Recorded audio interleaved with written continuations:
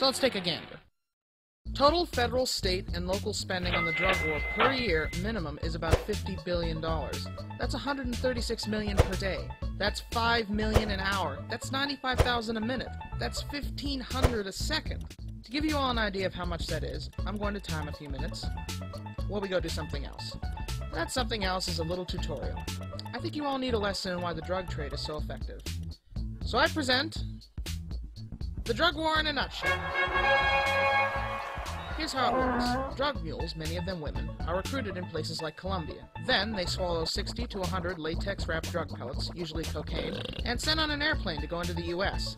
Often there are many mules on one plane to increase the chances of at least one or two getting through. In fact, occasionally, customs officials will get anonymous tips that there is a mule on the plane, sacrificing one so that the rest can get through. Sometimes the mules only swallow the drugs, but sometimes there are women called triple packers, where they swallow them, shove them up their butt, and also insert them in their... well, you get the idea. And these mules are not bad people most of the time. Often they are pulled in by the allure of making money like they'd never seen before. In Colombia, being paid to be a drug mule can net you a lot of money. If it's $5,000 American, as of August 2005, that's 11.5 million Colombian pesos. That's enough to buy a house. The drug lords are always changing their tactics for how to best get people through. If airport security violated every single privacy consideration and x-rayed every person to come through there, then the drug lords would get a handle on that and find other ways. And for this intricate cat-and-mouse game, what do they have to show for it?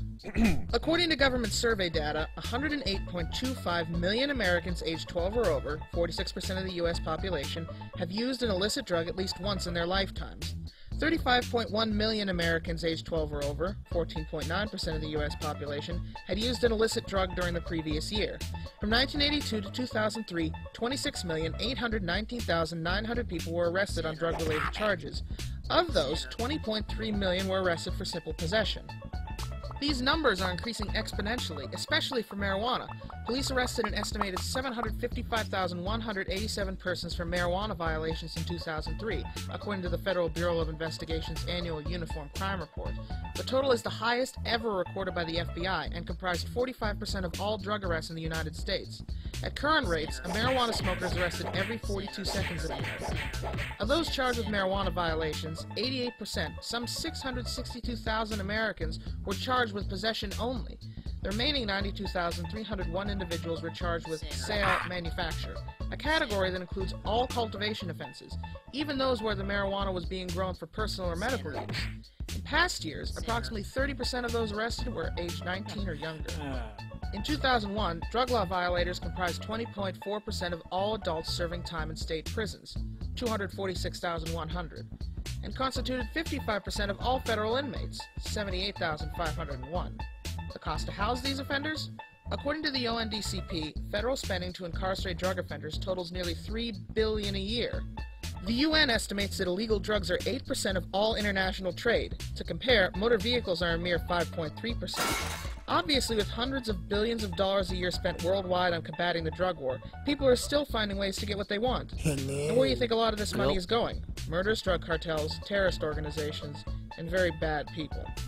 One would think that if we were to take the drug trade out of the hands of the black market, out of the hands of terrorists, out of the hands of criminals, and made them government-regulated commodities, which is certainly better than government-attacked commodities, countless billions of terrorist dollars would dry up. And for once, our laws would reflect reality, not our perfect vision of what we want the world to be. Okay, that was 4 minutes. In that time, $380,000 was spent on the war on drugs. Is the government making good use of that money? Well, you tell me.